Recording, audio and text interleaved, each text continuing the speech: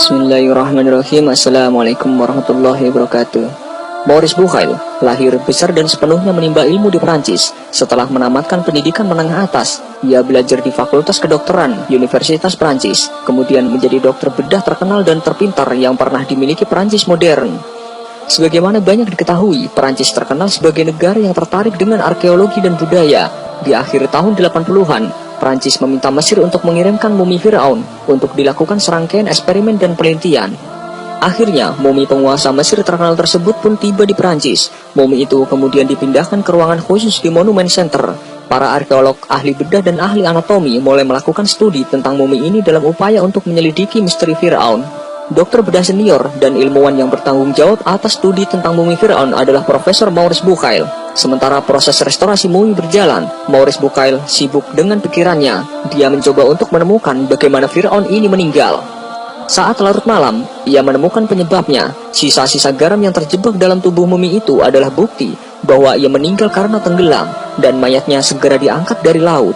Terlihat jelas juga bahwa para pendeta Mesir kuno buru-buru mengawetkan tubuh Firaun tersebut. Tapi Maurice bingung dengan sebuah pertanyaan. Bagaimana tubuh ini dengan mengesampingkan tubuh mumi lainnya dari Mesir kuno tetap utuh hingga sekarang, meskipun tubuhnya pernah tenggelam di laut? Maurice sibuk memikirkan hal tersebut ketika seorang koleganya mengatakan, tidak usah terlalu dipikirkan karena dalam Islam disebutkan bahwa Firaun ini memang tenggelam. Pada awalnya dia sangat tidak yakin dan menolak pernyataan tersebut. Dia mengatakan penemuan seperti itu hanya bisa diketahui melalui peralatan canggih dan modern. Maurice bertambah tercengang setelah koleganya yang lain mengatakan bahwa Al-Quran, kitab suci yang dipercaya Muslim, menceritakan kisah tenggelamnya Firaun dan mengatakan tubuh tersebut akan tetap utuh meski ia telah tenggelam. Maurice bertambah terkejut dan terus bertanya-tanya dari mana kitab suci umat Islam ini mendapatkan data, sementara mumi tidak ditemukan sampai tahun 1893. Selain itu, Al-Quran juga baru diturunkan kepada umat Islam selama lebih dari 1400 tahun setelah peristiwa tenggelamnya Firaun. Mengingat juga sampai beberapa dekade lalu, seluruh umat manusia termasuk Muslim tidak tahu bahwa orang Mesir kuno mengawetkan Firaun mereka. Maurice Bucaille terjaga sepanjang malam menatap tubuh Firaun, berpikir mendalam soal kitab Al-Quran yang secara eksplisit mengatakan bahwa tubuh ini akan utuh setelah tenggelam. Bisakah dipercaya Nabi Muhammad SAW tahu tentang ini lebih dari 1000 tahun yang lalu, ketika saya baru saja mengetahui hal itu, pikir Maurice. Pikiran Maurice malam itu dipenuhi berbagai pertanyaan dan keheranan tentang kitab suci umat Islam. Mumi tersebut akhirnya dikembalikan ke Mesir. Tetapi karena ia sudah tahu tentang kisah Firaun versi Muslim, ia segera berkemas dan melakukan perjalanan ke Arab Saudi. Kebetulan saat itu di Arab Saudi diadakan konferensi medis yang dihadiri banyak ahli anatomi Muslim. Di sana Maurice memberitahu mereka tentang penemuannya, yaitu bahwa tubuh Firaun itu tetap utuh, bahkan setelah ia tenggelam.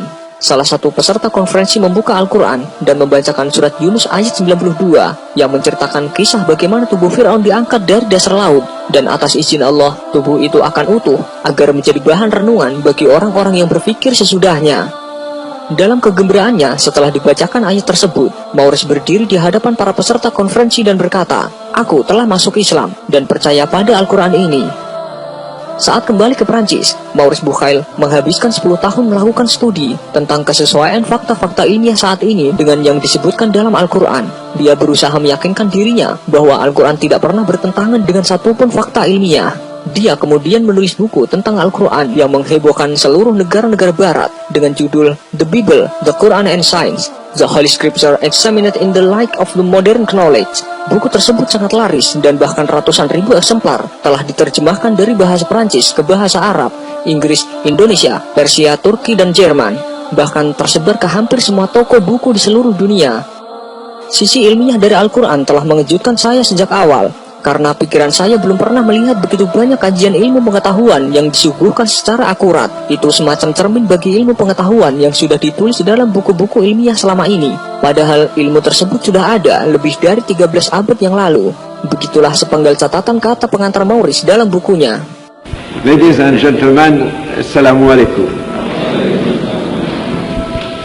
There is no human work prior to modern times that contains statements which were equally in advance of the state of knowledge at the time they appeared and which might be compared to the Quran.